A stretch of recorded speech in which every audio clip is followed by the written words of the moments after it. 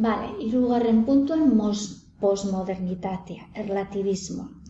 20. mendean, ikusi dugu 20. mendearen hasieran, nola zera vanguardia sortzen dira. Baina, mendea joan ahala, hor aldaketa historiko itzela daude, gogoratu.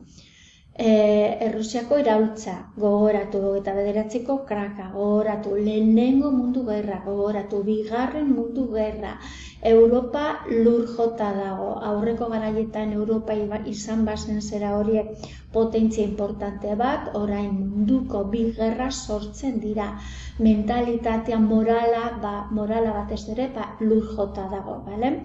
Burgeserian baloriak ja kuestionatzen dira. Egoera horretan, zera horiek psikoanalizia eta erlatibitatearen teoria sortzen dira, bale? Eta horiek kristolako eragina izango dute artean. Informazio gehiago nahi baduzue, sakatzen duzu hor, bale? Orain, dana erlatiboa da. Ez da aurreko garaietan burgeseria zera hori dana bideraturiz egon, ez. Dana erlatiboa da, bale? Gerra arteko garaia lehenengo eta bigarren mundu gerra horien zera eragin, lehen komentatu dizudan bezala, eragin handia izan zuten.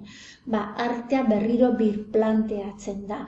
Artea gero eta aukera gehiago izango ditu.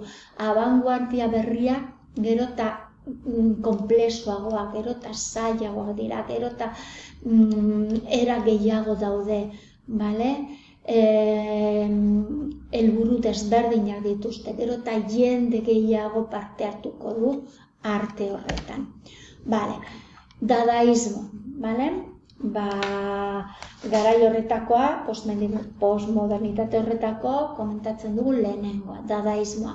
Gerra artean, lehenengo eta mundu gerra artean sortutakoa, abanguardia apurtzen ditu, beste haustura bada, izena nondi dator, frantsesetik, da hori da, ume frantsesek, hitz egiten ez dakitenean hauskatzen dutena.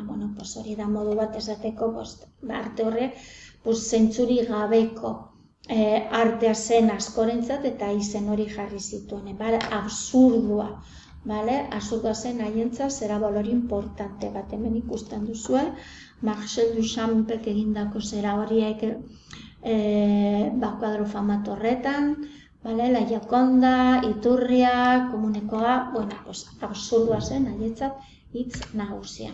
Surrealismo, surrealismoa, hartzen zuen referentzia, psikoanalizia zen.